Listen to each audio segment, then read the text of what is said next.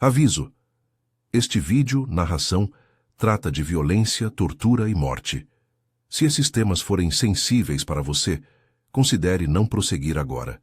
Imagine a cena: uma casa grande, um senhor poderoso e a filha única desse homem sendo trancada viva atrás de uma parede construída por ordem do próprio pai. É difícil conceber, mas foi isso o que aconteceu na fazenda São Judas, em Oliveira, Minas Gerais, em 1866. Essa é a história de Ana Luía de Manoel, e da crueldade que explodiu quando um homem percebeu que o neto que esperava não era fruto da sua linhagem, mas o bebê de um escravo da casa. Se essa história já mexeu com você, inscreva-se e ative o sininho. Em meados do século XIX, o Brasil vivia o seu tempo mais obstinado com a escravidão. A paisagem rural das províncias mineiras era marcada por grandes propriedades, hierarquias rígidas e um poder quase absoluto concentrado nas mãos de alguns coronéis. A fazenda São Judas era uma dessas propriedades, extensa, com estrutura de casa grande e senzala, com rotinas definidas por ordens e castigos, por proprietários e por corajosos subalternos que, por sustento ou medo, mantinham o silêncio. Coronel Joaquim Ribeiro de Oliveira era a figura central ali. Homem de posses, comando e influência, carregava consigo uma reputação que servia tanto para assegurar respeito como para impor temor. Sua família ocupava o espaço mais visível e protegido da casa. Ao seu redor giravam relações de confiança e de dependência, laços que eram, sempre que necessário, regulados por punições e humilhações. Entre esses laços havia também a jovem Ana Luía. Aos 19 anos, filha única, educada em colégio de freiras, trazida de volta ao lar para, segundo o costume, casar-se e consolidar alianças sociais. Ana Luía não era apenas um rosto bonito na casa grande, era o símbolo de continuidade da família, a herdeira esperada. Ao mesmo tempo, Manoel, escravo da casa, ocupava posição de confiança, não por escolha da ordem social, mas pela inteligência, pela habilidade com as tarefas da casa grande e talvez por um traço de dignidade que o tornava indispensável. Era comum nesses espaços que o trato cotidiano criasse intimidades mínimas entre pessoas separadas por um abismo jurídico e moral. Mas intimidade não significava igualdade, era sempre mediatizada pelo poder do senhor e pela fragilidade do escravizado. O encontro entre Ana Luía e Manoel começou de forma quase banal. Um tropeço na biblioteca da Casa Grande, um momento em que dois mundos se tocaram sem previsão. O que se seguiu foi uma relação proibida, composta por furtos de silêncio, olhares intercambiados às escondidas, conversas sussurradas quando a casa parecia dormir. Ali houve afeto. Ali houve tentativa de humanização num ambiente que tratava a pessoa negra como coisa. Não cabe aqui romantizar o que aconteceu, nem reduzir o vínculo entre eles a um romance hollywoodiano. Tratava-se de dois seres humanos buscando consolo e intimidade dentro de um contexto que tornava cada gesto de amor impossível e perigoso. Quando a gravidez de Ana Luía começou a se tornar visível, o equilíbrio instável da casa quebrou. Pequenos sinais, olhares reticentes e a crescente inquietação na rotina chamaram a atenção de Benedita, a mucama mais velha, mulher de serviço que havia passado décadas ali. Benedita carregava consigo a memória das rotinas e sabe o que é ignorar o sofrimento por medo de represália. Ela observou, e por medo, medo do poder do coronel, medo das consequências, medo de ser responsabilizada, acabou levando a notícia para alguém que ela julgava saber como manejar a situação: a tia do coronel. A notícia, uma vez no círculo familiar, correu como pólvora. A reação do coronel foi rápida e brutal. Não se tratou apenas de preservar a honra, tratou-se de afirmar com força o controle sobre aquilo que entendia ser propriedade e prestígio. Manoel foi preso, submetido a um castigo desumano, 200 de açoites, chicotadas que visavam não só ferir, mas humilhar e ensinar a outros o preço de uma transgressão. Depois desse castigo, que em si já seria suficiente para marcar a crueldade do regime, Manoel foi enterrado vivo por ordem do mesmo homem que dizia administrar justiça no seu seio familiar. A ideia de enterrar um homem ainda com vida é uma imagem que dilacera a lógica do humano. Transforma o castigo em espetáculo de poder. Quanto a Ana Luía, a punição foi diferente e estranhamente mais íntima. O coronel mandou-lhe erigir uma parede dentro do próprio quarto, uma parede que fecharia a vida de sua filha. Não uma cela visível para todos, mas um aprisionamento invisível, feito de tijolos e silêncio, com apenas um pequeno orifício para onde comida e líquido deveriam ser lançados. Assim, a jovem foi emparedada viva. Não é preciso descrever cada detalhe gráfico para perceber a tamanha violência dessa decisão. Impedir o acesso à luz, ao ar, ao contato humano, condenar alguém ao confinamento e à invisibilidade. Era uma pena que afirmava que a própria carne da família podia ser silenciada quando ameaçava a ordem social. Os dias no interior daquela parede foram longos e indiferentes aos relógios do mundo lá fora. A escuridão pesava. O frio da noite encontrava a pele de Ana Luía sem a proteção do olhar dos outros. A comida, quando chegava, vinha em migalhas de compaixão e produtos do sustento dos que ainda obedeciam. Havia rezas, dos poucos que souberam, e de Ana Luía em seu silêncio, e havia esperança, essa chama que às vezes sobrevive mesmo quando as circunstâncias desejam apagá-la. O parto aconteceu naquele ambiente de abandono. Sozinha, sem médico, sem auxílio, Ana Luía trouxe ao mundo um recém-nascido que, por destinação cruel, conheceu o abandono. O bebê morreu pouco tempo depois, vítima do frio, da falta de cuidados, do abandono que a própria sociedade havia decretado, ao prendê-los ambos atrás de uma parede. A morte do filho foi o ponto mais íntimo do sofrimento de Ana Luía. Não apenas a perda de uma vida, mas a confirmação de que o mundo externo, governado por regras implacáveis, havia decidido que aquelas vidas não mereciam proteção. O estado psicológico de Ana Luía cedeu. Sua sanidade começou a ruir sob o efeito do isolamento, do luto e das violências sofridas. Relatos orais falam de risos vazios, de falas desconexas, de uma alma que se dobra. Aquelas marcas permaneceram até o fim de sua vida. Anos depois, internada e silenciada, ela faleceu em 1883. O corpo vivia, mas a pessoa havia se fragmentado. Não é apenas uma história de morte física.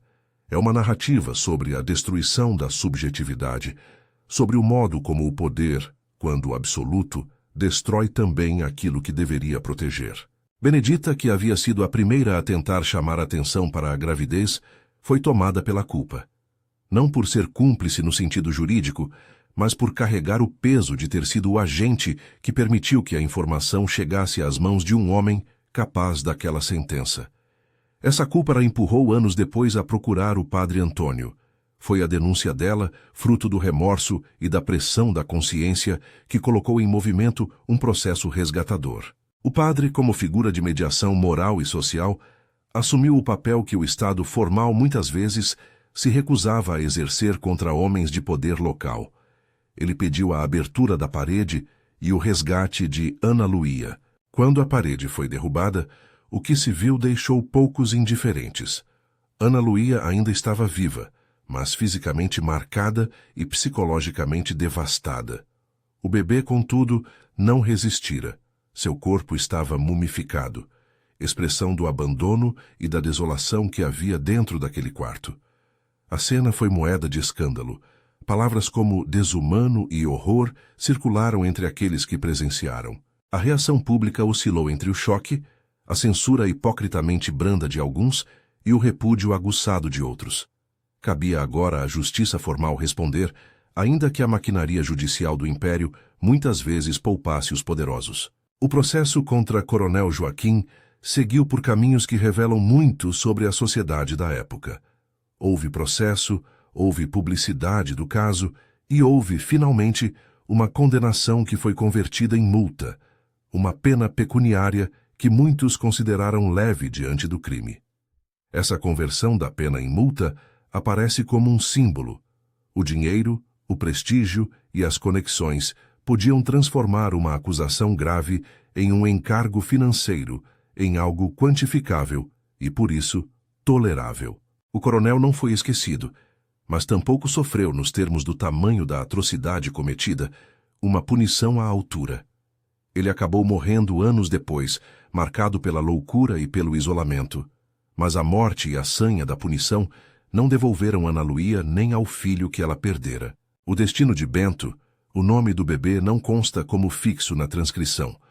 Se houver, é indefinido, permanece como cicatriz simbólica.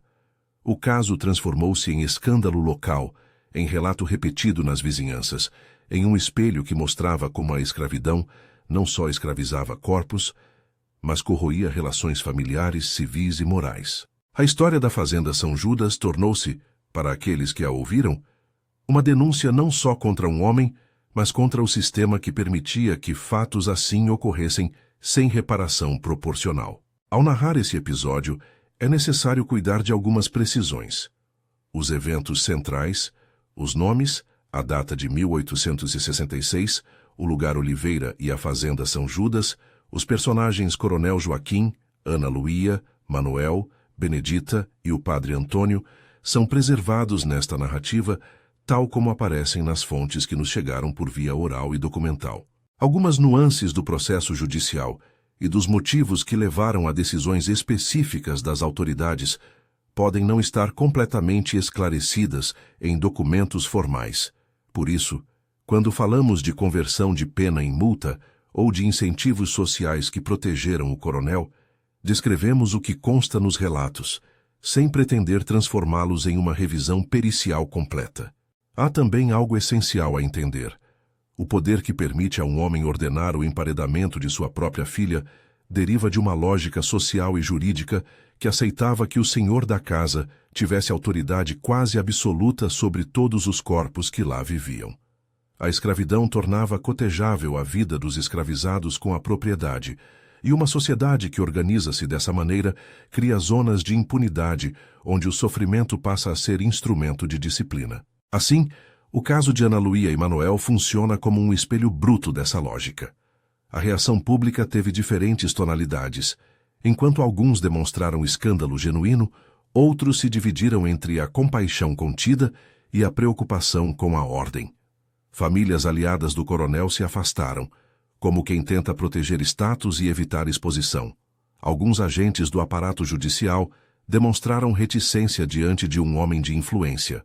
A conversão da pena em multa é novamente um sinal desse equilíbrio desigual entre justiça e privilégio. Enquanto isso, para a vítima, a pena se revelou definitiva. A vida destruída, a maternidade interrompida, a memória marcada. Quando refletimos sobre o que restou, vemos ruínas que não são só de alvenaria. As paredes que foram erguidas naquela casa grande carregavam, metaforicamente, as barreiras que a sociedade edifica para abrigar seus segredos e para proteger seus poderosos. Essas paredes, diziam alguns relatos, pareciam chorar, não por lágrimas verdadeiras, mas como imagem daquilo que a história guarda em suas frestas. Som de vozes abafadas, histórias que ressoam debaixo do piso, memórias que insistem em não se apagar. A memória de Ana Luía permaneceu nas vozes da região, nas histórias contadas à boca pequena, no ressentimento daqueles que lembravam e na vergonha dos descendentes que tentavam esquecer. Há ainda as consequências humanas que extrapolam o caso. Benedita viveu com culpa. Manuel foi arrancado da vida por castigo inominável, a própria família dos coronéis convivendo com a sombra do crime. O coronel, antes temido, terminou sua vida sob a marca da loucura e da solidão, uma consequência que, para alguns, foi pura justiça poética.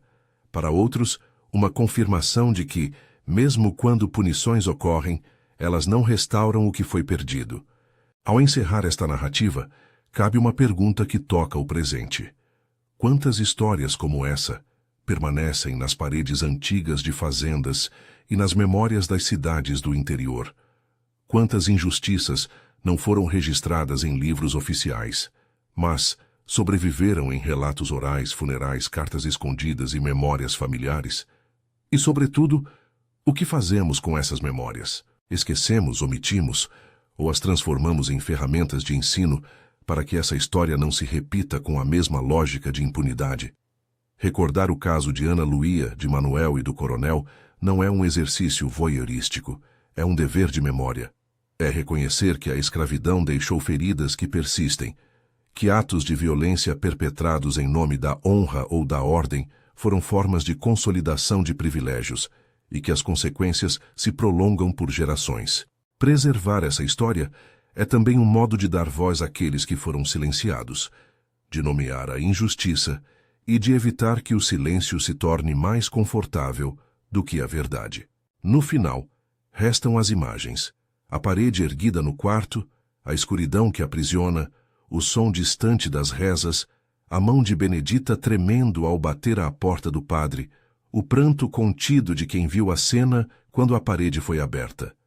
Restam também os documentos e relatos que nos chegaram, e a difícil tarefa de juntá-los sem transformá-los em espetáculo, mantendo o respeito e a dignidade das vítimas. Que essa história sirva como convite à reflexão, não apenas sobre os horrores individuais, mas sobre as estruturas que permitiram que eles acontecessem. Que possamos lembrar, sempre, que as violências do passado têm ecos no presente, e que lembrar não é apenas rememorar, mas agir para que ecos tão terríveis não ressoem adiante. Se esta história tocou você, compartilhe e marque alguém. Precisamos lembrar e discutir nosso passado.